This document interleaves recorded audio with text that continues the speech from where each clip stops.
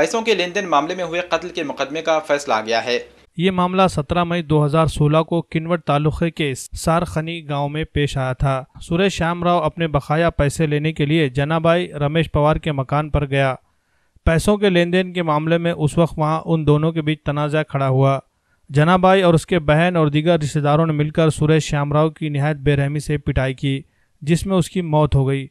सुरेश के भाई की शिकायत पर सिंदखेड़ पुलिस स्टेशन में मुलजिमिन के खिलाफ ताज़ीरात हिंद की दफ़ा 302 और एट्रोसिटी कानून के तहत मुकदमा दर्ज किया गया।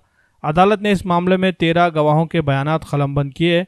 महलूक सुरेश के बेटे ने कत्ल की वारदात के दौरान वहां की आवाज़ें सुनी थी। इस मामले में पुलिस ने बारीकी से तहकीकात की और मुलजिमिन के खिलाफ ठोस सबूत पेश किए, जिसकी वजह से नांदेड़ जिला अदालत के जज दीपक धोड़के ने इस मामले में फैसला देते हुए मुजरिम खातून जनाबाई को उम्र कैद और 10,000 रुपये जुर्माने की सज़ा सुनाई है। बाकी 3 मुलजिमिन को बाइज्जत बरी कर दिया है। सरकारी वकील के हैसियत से इस मामले की पैरवी एडवोकेट रंजीत देशमुख ने की, जबकि डीवाईएसपी खरात ने मामले की तफ्तीश में अहम रोल अदा किया। पोलीस स्टेशन सिंदखेड इथं रमेश श्यामराव खरात यांनी आरोपी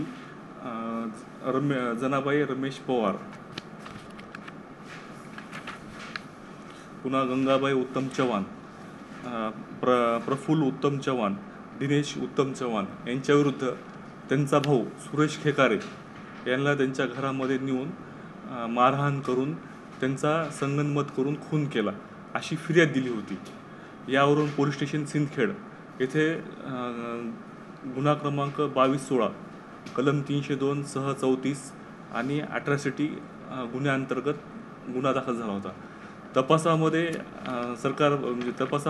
तपास अधिकाऱ्याने याच्यातला जो मयताचा मुलगा आणि इतर साक्षीदार तपासले आणि प्रकरण हे जे आहे माननीय प्रमुख जिल्हा न्यायाधीश यांच्याकडे समक्ष चाललं आणि प्रकरणामध्ये सरकार पक्षानं आरोपीच्या विरुद्ध गुन्हा सिद्ध करण्यासाठी एकूण 13 साक्षीदार तपासले आणि या 13 साक्षीदारांमध्ये मयताचा मुलगा कुणाल आणि आरोपीच्या विरुद्ध परिस्थितीजन्य पुरावा मिळून आल्यामुळं आरोपी जनाबाई रमेश पवार यांना माननीय न्यायालयाने आज कलम 302 अंतर्गत म्हणजे आजीवन कारावास आणि 5,000 रुपये दंड आणि दंड न भरल्यास 6 महिने शिक्षा, तसंच कलम 201 जे की तिनं नाही का घरामध्ये प्रेत लपून ठेवलं होतं, या गुन्ह्याअंतर्गत 2 वर्षे शिक्षा आणि 5,000 रुपये दंड आणि दंड न भरल्यास 6 महिने कारावास अशी शिक्षा सुनावण्यात आलेली आहे।